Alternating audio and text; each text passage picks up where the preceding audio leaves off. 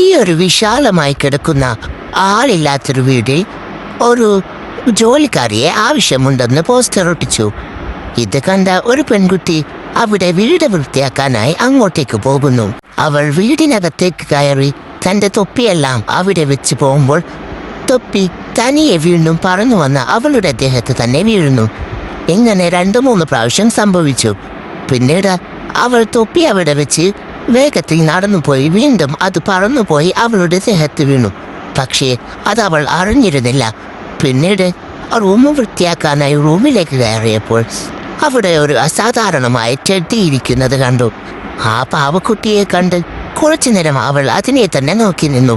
കുറച്ചു കഴിഞ്ഞപ്പോൾ അവൾ റൂമിൻ്റെ ഉള്ളിൽ കയറിയിരുന്നു. റൂമിൻ്റെ ഡോറിൽ അകത്ത് നിന്ന് ആരോ ലോക്ക് ചെയ്തതുപോലെ അവൾക്ക് തോന്നി. അവൾ ഒരുപാട് തവണ ലോക്ക് തുറക്കാൻ നോക്കിയെങ്കിലും കഴിഞ്ഞില്ല. അങ്ങനെ അവൾ പേടിച്ച് കുറച്ച് നിൽക്കുമ്പോൾ ഷെൽഫിലുണ്ടായിരുന്ന ബുക്കുകളെല്ലാം ഓരോന്നോരോന്നായി പുറത്തേക്ക് വീഴാനായി തുടങ്ങി. ഇത് കണ്ട അവൾ വളരെ പേടിച്ചു പോയി. റൂമിൻ്റെ ലൈറ്റുകൾ മാറാനും അവിടെ ഉണ്ടായിരുന്ന പാവക്കുട്ടി അനങ്ങാനും തുടങ്ങി. അവൾ പേടിച്ചു കുറച്ച് എങ്ങനെയൊക്കെയോ റൂമിൻ്റെ ഡോർ തുറന്നു.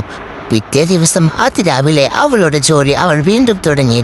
മാറാലകളെല്ലാം അടിച്ചു മാറ്റുന്നതിനിടെ അവിടുത്തെ TV ഒറ്റയ്ക്ക് തന്നെ ഓണാവാൻ തുടങ്ങി.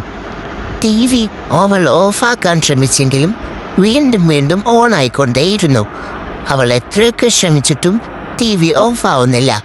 അങ്ങനെ അവസാനം അവൾ അതിൻ്റെ വയർ ഊരി വെച്ചപ്പോൾ അവിടെ TV തന്നാലെ ഓണായി. അവൾ അതിൽ തന്നെ നോക്കി നിന്നപ്പോൾ അതിലൊരു ചെറിയ കുട്ടിയുടെ ഫോട്ടോ വന്നിരുന്നു. പെട്ടെന്ന് ആ TV കട്ടായിപ്പോയി. ഇത് കണ്ട അവൾ തിരിഞ്ഞു നോക്കിയപ്പോൾ അവളുടെ മുന്നിൽ പെട്ടെന്നതാ ആ TV-യിൽ കണ്ട ചെറുക്കൻ. അവൾ ഒന്ന് ഷോക്കായിപ്പോയി. പിന്നീട് തിരിഞ്ഞു നടന്നപ്പോൾ ആ കുട്ടി അവളുടെ മുന്നിലൂടെ അങ്ങോട്ടും ഇങ്ങോട്ടും ഓടി കളിക്കുന്നുണ്ടായിരുന്നു. പിന്നീട് അതെല്ലാം മറന്ന് അവൾ അടിച്ചു വരാനായി ചൂലെടുത്തു. അടിച്ചു വാരിക്കൊണ്ടിരിക്കുമ്പോൾ ആ പ്രേതക്കുട്ടി അവിടെയുണ്ടായിരുന്ന സാധനങ്ങളെല്ലാം തട്ടിയിടാൻ തുടങ്ങി. അവൾക്ക് വീണ്ടും പണിയാക്കി കൊടുക്കാൻ തുടങ്ങി. അതുമാത്രമല്ല, ചൂലെടുത്ത് അവളെ അടിക്കുകയും ചൂല് കൊണ്ട് ആ കുട്ടി ഡാൻസ് കളിക്കുകയും ഒക്കെ ചെയ്തു. ഇത് കണ്ട അവൾ അന്താളിച്ചിരുന്നു. പിന്നീട് അവിടെ ഉണ്ടായിരുന്ന ബാക്കി സാധനങ്ങൾ കൊണ്ടും ലൈറ്റ് കൊണ്ടുമെല്ലാം അവൻ ഡാൻസ് കളിക്കാൻ തുടങ്ങി.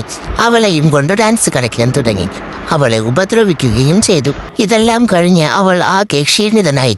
പിന്നീട് അവിടെ ഉണ്ടായിരുന്ന താഴെ വീണു പോയിരുന്ന ഫ്രെയിമുകളെല്ലാം അവളെടുത്ത് ഒതുക്കി വെക്കുന്നതിനിടെ TV-യിൽ കണ്ട ആ കുട്ടിയുടെ ഫോട്ടോ അവൾ കാണുന്നു. അത് കണ്ട് അവൾ ഒരുപാട് നേരം ആലോചിച്ചിരുന്നു. പിന്നീട് അത് എടുത്തു വെക്കാൻ നേരം പേക്കെയ്യുന്നൊരു ശബ്ദം കേട്ടു. അവൾ തിരിഞ്ഞു നോക്കിയപ്പോൾ ആ പാവക്കുട്ടി അവിടെ ഉണ്ടായിരുന്നു. അവൾ നടന്നു ചെന്ന് അതിനെ എടുത്തു. ഇത് കണ്ട ആ പ്രേതക്കുട്ടി അവൻ്റെ പാവക്കുട്ടിയെ എടുത്തത് കണ്ട് ദേഷ്യം വന്നു. അവൻ ഓടിപ്പോയി അതിനെ പിടിച്ചു. അപ്പോൾ ആ പെൺകുട്ടി പിടിവിടാതെ ആ പാവക്കുട്ടിയെ വലിച്ചു കൊണ്ടേയിരുന്നു.